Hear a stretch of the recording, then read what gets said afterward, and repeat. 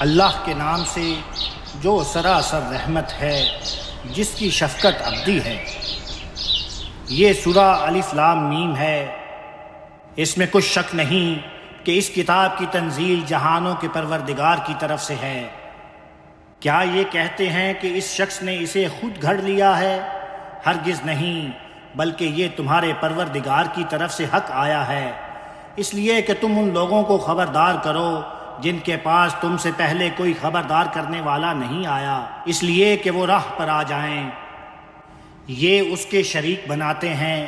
حقیقت یہ ہے کہ اللہ ہی ہے جس نے زمین اور آسمانوں اور ان کے درمیان کی چیزوں کو 6 دن میں پیدا کیا ہے، پھر اپنے عرش پر متمکن ہو گیا۔ اس کے سوا نہ تمہارے لیے کوئی کارساز ہے، نہ اس کے مقابل میں سفارش کرنے والا۔ پھر کیا دھیان نہیں کرتے ہو؟ آسمان سے زمین تک وہی تمام معاملات کی تدبیر فرماتا ہے، پھر وہ اوپر اس کی طرف لوٹتے ہیں ایک ایسے دن میں جس کی مقدار تمہاری گنتی سے 1000 سال کے برابر ہے۔ وہ غائب و حاضر کو جاننے والا، زبردست اور رحیم ہے۔ وہی ہے کہ جس نے جو چیز بھی بنائی ہے خوب ہی بنائی ہے۔ انسان کی تخلیق کا آغاز اس نے مٹی سے کیا، پھر اس کی نسل حقیر پانی کے خلاصے سے چلائی، پھر اس کے نوک پلک سنوارے اور اس میں اپنی روح میں سے پھونک دیا، اور تمہارے سننے کے لیے کان اور دیکھنے کے لیے آنکھیں اور سمجھنے کے لیے دل بنا دیے۔ تم کم ہی شکر گزار ہوتے ہو۔ یہ اس خدا کی نشانیاں ہیں جس نے انہیں پیدا کیا ہے۔ اس کے باوجود کہتے ہیں کہ جب ہم زمین میں رل مل جائیں گے تو کیا پھر نئے سرے سے پیدا کیے جائیں گے؟ نہیں، یہ اس کو بعید نہیں سمجھتے، بلکہ یہ اپنے پروردگار کے حضور پیشی کے منکر ہیں۔ ان سے کہو تمہاری جان وہی موت کا فرشتہ قبض کرے گا جو تم پر مقرر کیا گیا ہے، پھر تم اپنے پروردگار ہی کی طرف لوٹائے جاؤ گے۔ اگر تم دیکھتے اے پیغمبر تو ان کی بے بسی کا کچھ اندازہ کر پاتے جب یہ مجرم اپنے رب کے حضور سر جھکائے کھڑے ہوں گے اور اعتراف کریں گے کہ اے ہمارے رب، ہم نے دیکھ لیا اور سن لیا، اب تو ہمیں واپس بھیج دے کہ ہم نیک کام کریں، ہمیں پورا یقین آ گیا ہے۔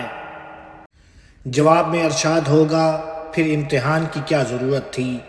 اگر ہم چاہتے تو ہر ایک کو اس کی ہدایت خود ہی دے دیتے، لیکن ہم نے تمہیں امتحان میں ڈالا اور تم نے ہدایت پر گمراہی کو ترجیح دی، سو میں نے جو بات کہی تھی پوری ہو گئی کہ میں جہنم کو جنوں اور انسانوں سب سے بھر کر چھوڑوں گا۔ اس لیے اب چکھو اس کا مزہ کہ تم نے اپنے اس دن کی پیشی کو بھلائے رکھا، ہم نے بھی تمہیں بلا دیا ہے، اب چکھو اپنے کرتوتوں کی پاداش میں ہمیشہ کا عذاب۔ ہماری آیتوں پر تو وہی لوگ ایمان لاتے ہیں اے پیغمبر کہ انہیں جب اس کے ذریعے سے یاد دہانی کی جاتی ہے تو سجدے میں گر پڑتے ہیں اور اپنے رب کی حمد کے ساتھ اس کی تسبیح کرتے ہیں، اور وہ ہرگز تکبر نہیں کرتے۔ ان کے پہلو بستروں سے الگ رہتے ہیں، وہ اپنے رب کو خوف اور طمع کے ساتھ پکارتے ہیں، اور جو کچھ ہم نے ان کو دیا ہے اس میں سے خرچ کرتے ہیں۔ سو کسی کو پتہ نہیں کہ ان کے اعمال کے صلے میں ان کے لیے آنکھوں کی کیا ٹھنڈک چھپا رکھی گئی ہے۔ یہ اس کو نہیں مانتے تو ان سے پوچھو کہ کیا جو مومن ہے وہ اس شخص کی طرح ہو جائے گا جو نافرمان ہے؟ دونوں یکساں نہیں ہو سکتے۔ جو ایمان لائے اور انہوں نے نیک عمل کیے ہیں ان کے لیے ٹھہرنے کے باغ ہیں، ان کی ضیافت کے طور پر، ان کے اعمال کے صلے میں۔ اور جو نافرمانی کرتے رہے ان کا ٹھکانہ دوزخ ہے، جب کبھی اس سے نکلنا چاہیں گے اسی میں دھکیل دیے جائیں گے، اور ان سے کہا جائے گا کہ اب چکھو آگ کے اس عذاب کا مزہ جسے تم جھٹلایا کرتے تھے۔ اس بڑے عذاب سے پہلے ہم کسی قریب کے عذاب کا مزہ بھی ان کو ضرور چکھائیں گے تاکہ وہ رجوع کریں۔ ان سے بڑھ کر ظالم کون ہوگا جنہیں ان کے پروردگار کی آیتوں کے ذریعے سے یاد دہانی کی جائے، پھر وہ ان سے اعراض کریں ایسے مجرموں سے تو ہم ضرور انتقام لیں گے۔ ہم نے موسیٰ کو بھی کتاب دی تھی اور اس کے جھٹلانے والوں سے بھی اسی طرح انتقام لیا تھا، اس لیے اے پیغمبر تم اس کے متعلق کسی شک میں نہ رہو کہ اس دن سے دوچار ہونا ہے، اور بنی اسرائیل کے لیے ہم نے اسی کتاب کو ہدایت بنایا تھا۔ اور جب انہوں نے ثابت قدمی دکھائی اور وہ ہماری آیتوں پر یقین بھی رکھتے تھے تو ان کے اندر ایسے پیشوا اٹھائے تھے جو ہمارے حکم سے ان کی رہنمائی کرتے تھے۔ پھر وہ اختلافات میں پڑ گئے، تو اس میں کچھ شک نہیں کہ اب تیرا پروردگار ہی قیامت کے دن ان کے درمیان ان چیزوں کا فیصلہ کرے گا جن میں وہ اختلاف کرتے رہے ہیں۔ کیا یہ چیز بھی ان کے لیے ہدایت کا ذریعہ نہیں بنی کہ ان سے پہلے کتنی ہی قوموں کو ہم نے ہلاک کر دیا، انہی کے اجڑے ہوئے گھروں میں آج یہ چلتے پھرتے ہیں، اس میں یقیناً بہت سی نشانیاں ہیں، پھر کیا یہ سنتے نہیں ہیں؟ انہیں تعجب ہے کہ قیامت کس طرح ہوگی؟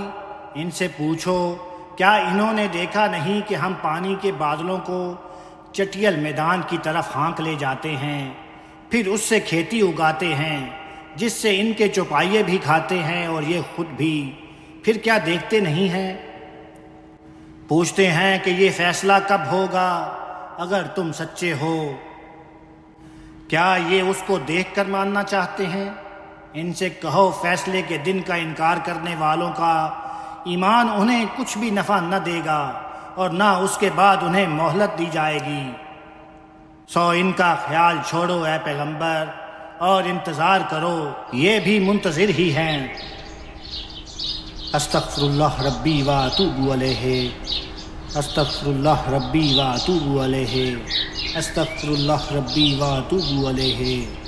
الحمدللہ رب العالمین، آمین یا رب العالمین۔